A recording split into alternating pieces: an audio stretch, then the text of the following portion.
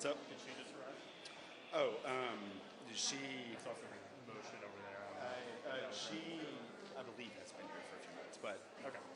just wanted to flag. So we're still good for 2 to 3 minutes on the roundtable, right? Yeah. If we can avoid any other random topics, Yeah. that would be Yeah, appreciated. we'll see if anything happens though in the next hour. And then, right, yeah, I get that. Yeah. Okay, great. Just wanted to flag. We're still good, and then I'll tell the Hoods folks to just come here right after the roundtable. Great. Thanks, guys.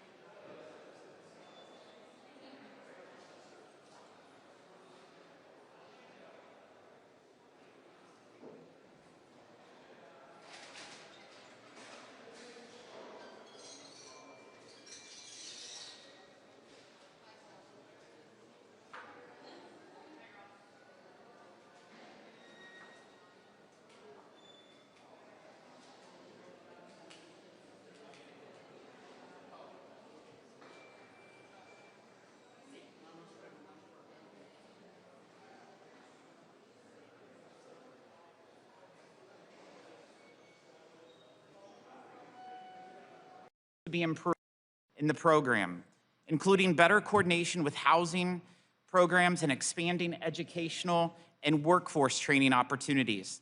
The First Lady's Fostering the Future initiative, combined with the strong work that Chairman Darren LaHood and Ranking Member Danny Davis have done, has created a very unique opportunity for reform.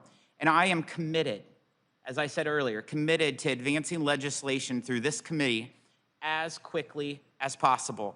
This roundtable provides an opportunity for the First Lady to share with us some of the important stories she has heard from foster youth about the need for reform, and for members of this committee to hear directly about reforms that we are working on. I'd like to recognize the foster youth here with us. We have Jaden Martinez and Jocelyn Fetting, and we thank you for your willingness to share your stories today.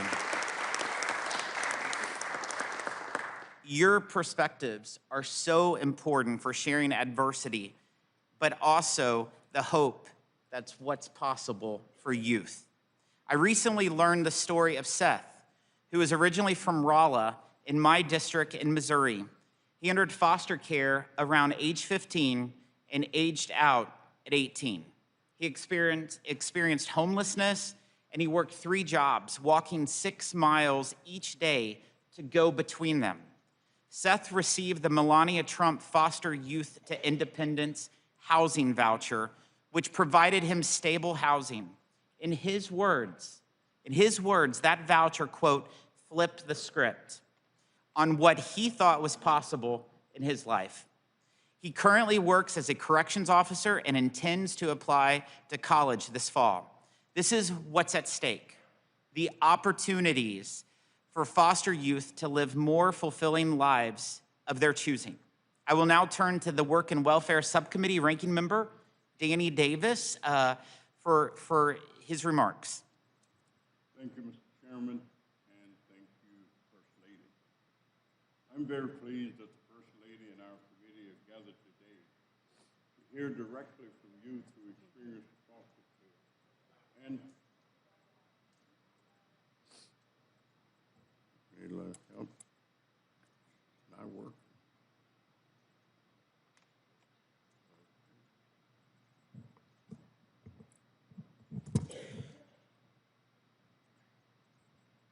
You want to use this? Let's switch over.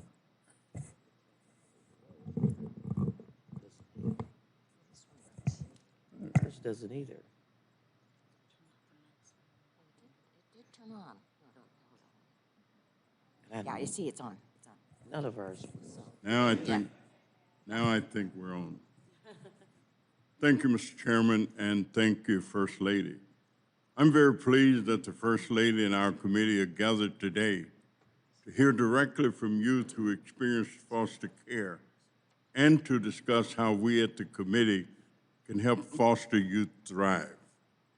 The voices of youth and families should always be at the center of our work. Every year, about 20,000 young people age out of foster care, never having found a permanent family. It was not safe for them to return home, and they were not connected to other kin or an adoptive family. Although Congress created the Chafee program to help older foster youth transition out of care, lack of awareness and limited funding mean less than 1/4 of youth aged 16 to 21 actually receive Chafee services.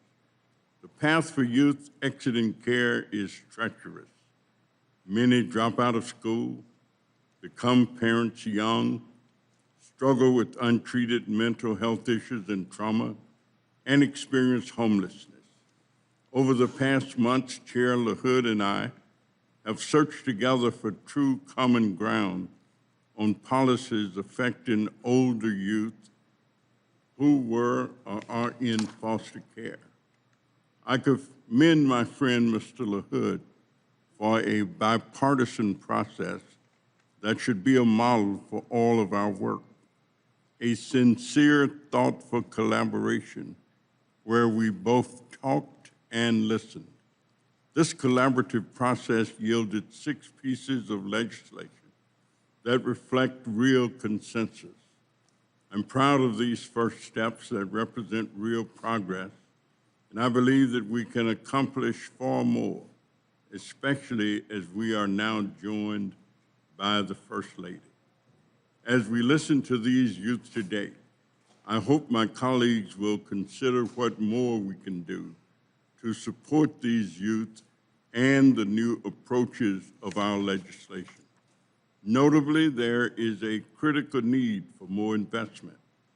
Aside from during the pandemic, this committee has only increased Chafee funding by $3 million since its creation in 1999.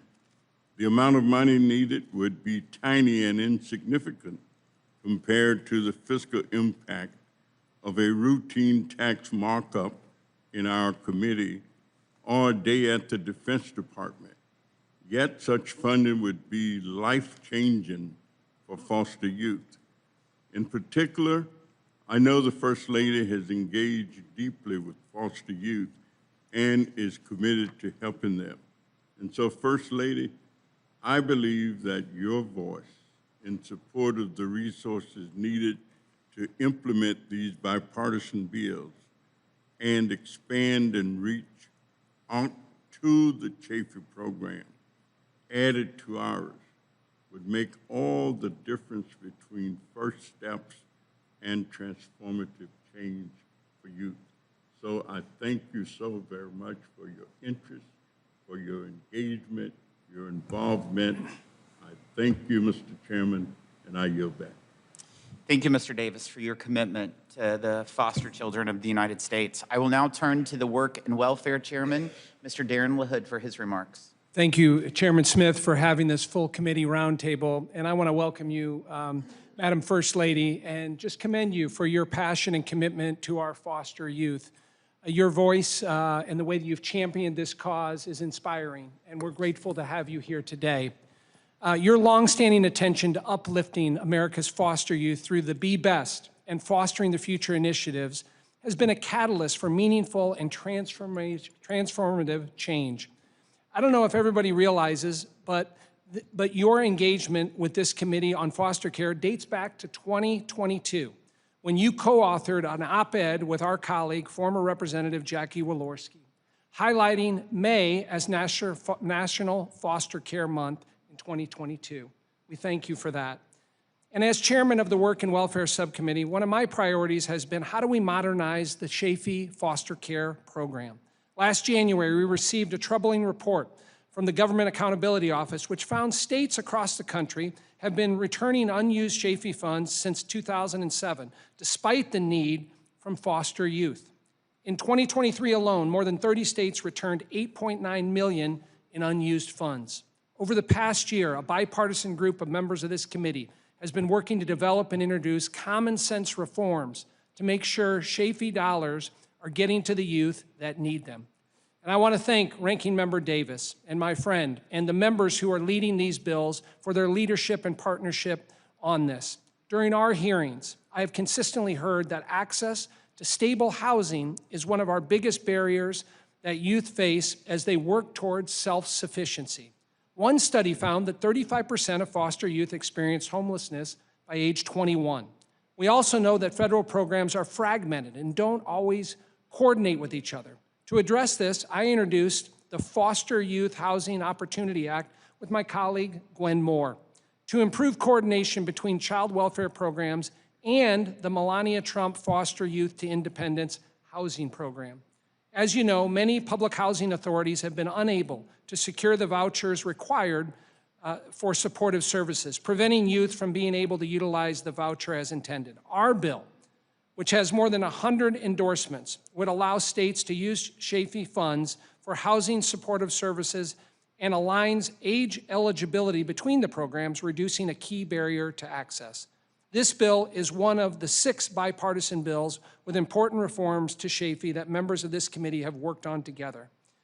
Mrs. Trump, your presence here today and leadership on Fostering the Future has elevated foster care at the highest level of government.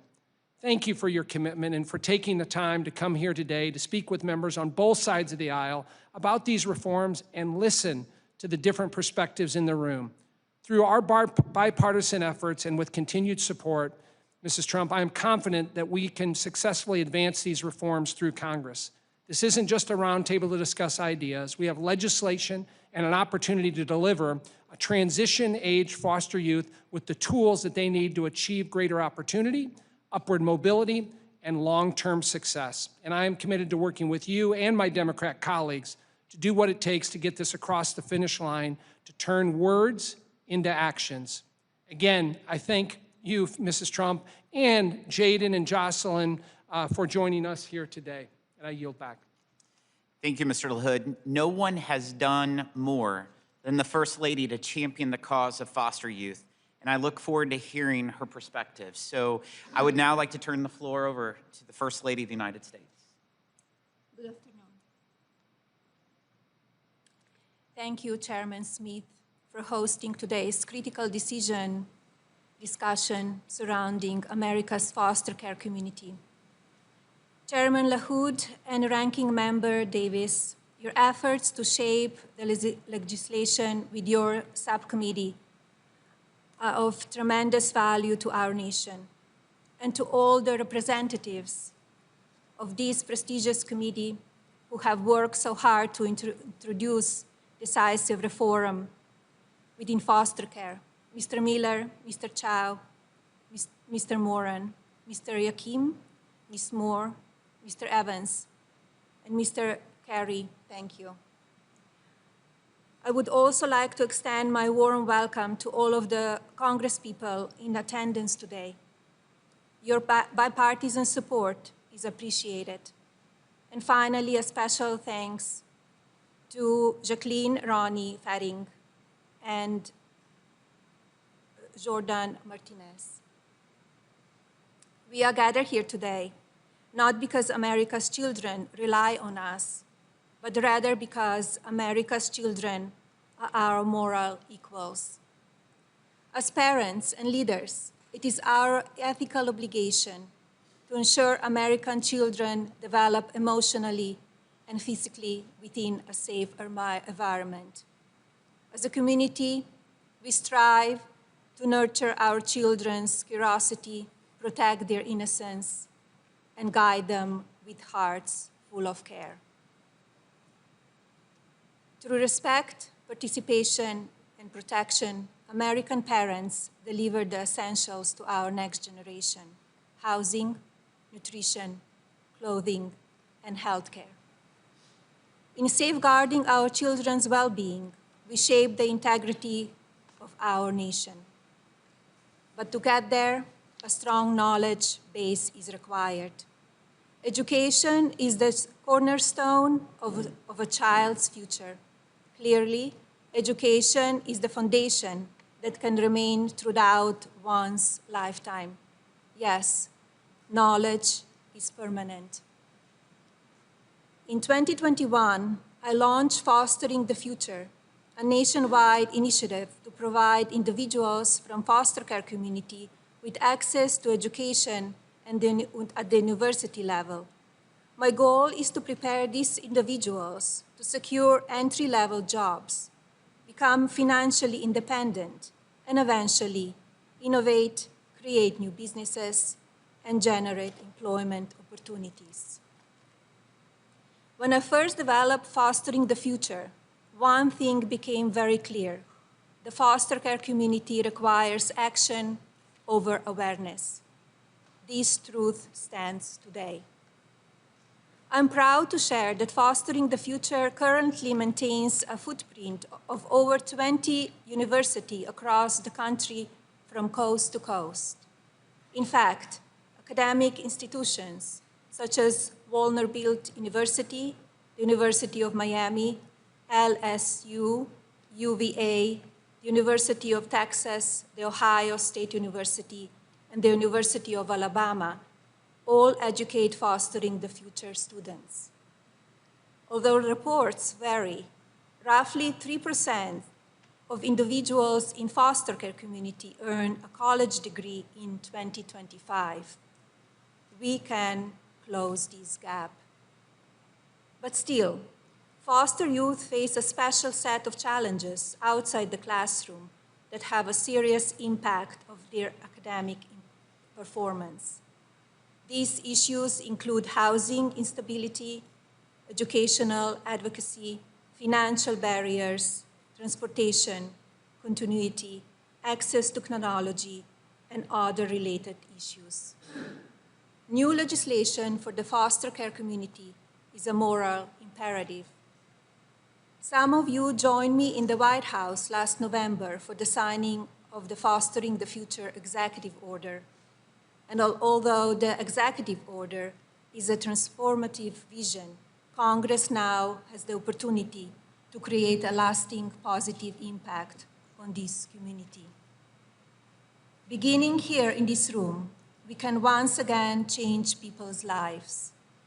With the new legislation, we can ensure that the opportunity is more than helpful for individuals in the foster care community. It can be their birthright. Thank you. Thank you, Mrs. Trump. It's an honor to have you with us. I would now like to turn to the two foster youth that we have with us today. Jaden Martinez is from Texas and a student at Stephen F. Austin University. Jaden has been in the foster care system since the age of 6. He has been formally recognized by Texas Governor Greg Abbott as, quote, the son of Texas. It's a big state, so the son of Texas for his advocacy efforts. Jaden, I invite you to share a few words. Thank you. Good afternoon, Chairman Smith, Chairman LaHood, our First Lady, and members of the committee. My name is Jaden Martinez. I'm a freshman at Stephen F. Austin State University. Recently, Governor Greg Abbott named me the son of Texas for my resilience, a title earned by refusing to let the foster care system live in my future. But that honor doesn't describe where I started. Before I draped the flags over my shoulders, I was a 6-year-old entering foster care, scared, hungry, but hopeful. At the age of 10, I received one last hug from my mother, a hug I wish would take me to magical places I read about in storybooks. Instead, she walked out of the office in tears. I never saw my mother again. I became a war of the state, a title that has never showed how much that terrified little boy just wanted a hug from his mother. I waited years for adoption, but that family never came. So at 16, I decided if I was going to be chosen, I would choose myself. I renamed myself a son of the state, and I spent my 18th birthday alone in a dark, crowded boys' home. I entered an independent living program with $42 and everything I had left. I lived off of that money for a month while trying to eat and start school. I made it into college, but my education was spotty for moving placements so often. I sat on my first semester with 19 hours, including remedial math, desperately trying to learn what I missed in high school. I had success through great luck and a passionate new family. But success for a foster youth shouldn't be a result of luck. It should be a result of opportunity. And today, U.S. Congress have the power to turn luck into law by passing the bipartisan Chaffee bills. In Texas, I received $2,007.50 a semester. For a youth on their own, it disappears in a blink of an eye. I used it for bedding, a laptop, and professional clothing so I could stand before you as the leader that I am. The Post-Secondary Education Access and Success Act raises the ETV cap to $12,000. You provide a bed and food when classes end or for those without families to call. The Workforce Opportunity Act provides remedial support and vocational paths for my brothers and sisters need to thrive. I'm not here to check a box or tell you what you want to hear. I'm here for my brothers and sisters who are in the system who need these bills. I am a product of this system, and I am the son of Texas. And I ask you, as our family, to invest into us as your children. Pass this package. Thank you. Thank you. Thank you, Jaden.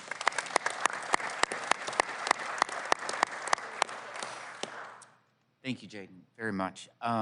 Jocelyn Fetting is from Illinois and recently earned her Master's of Social Work from the University of Illinois Urbana-Champaign. Jocelyn spent 8.5 years in the Illinois foster care system, aging out at 21. She too has been a strong advocate for foster youth, including providing mentorship and guidance to those navigating the foster care system. Jocelyn, I invite you to share a few words, and thank you for being here. Good afternoon. I hope you all are well. First, I'd like to extend a heartfelt thank you to the First Lady, Chairman Smith, Ranking Member Davis, and the committee. Right now, there are thousands of young people from foster care doing everything right and are still struggling, not because they lack effort or potential, but because the systems meant to support them have not kept pace with their needs. I'm here today with Foster Club, not just as one voice, but as a reflection of those young people whose lives are shaped by the policies we choose. My name is Jocelyn Fetting. I am 22 years old, 23 next week, and I earned both my bachelor's and master's from the University of Illinois. Go Illini. I serve as a substitute teacher, grades pre-K through 8th, and a peer navigator for young adults in foster care. I entered foster care at 12 alongside my younger siblings after losing my parents, but I made the most out of that time, and I graduated with honors and was admitted to a top university. In college, though, even with scholarships, I worked 3 jobs just to meet my basic needs: food, hygiene, housing, transportation. Support like education and training vouchers existed, but it was out of reach, not because I didn't need it, but because no one ensured I could access it. I carried the emotional weight of being the oldest. To stay connected with my younger siblings, I used to pay my friends for rides to see them, and this pressure made it difficult to succeed academically. So my honors GPA dropped to academic probation. The CONNECT Act would prioritize family connections for youth like me. And while I always knew I wanted to go to college, that path isn't the right option for everyone. My brother found his niche in auto mechanics, and one of my best friends wants to go to cosmetology school. Their goals are just as valid as mine, but they don't always come with the same opportunity or support. The Foster Youth Post-Secondary Education Access and Success Act and the Foster Youth Workforce Opportunity Act would help ensure that no matter the path, young people have the resources they need to succeed. We are expecting young people to achieve self-sufficiency without providing support to do so. That's why each of these bipartisan reforms to the Chafee program matter. They shorten the distance between survival and success. Foster youth are not broken. We are ready, but readiness is not the problem. Access and having people in our corner is. If we truly believe every young person deserves a fair chance, then Congress must pass these reforms, continue to utilize our voices in policy changes, and make sure all foster youth have support. Thank you so much.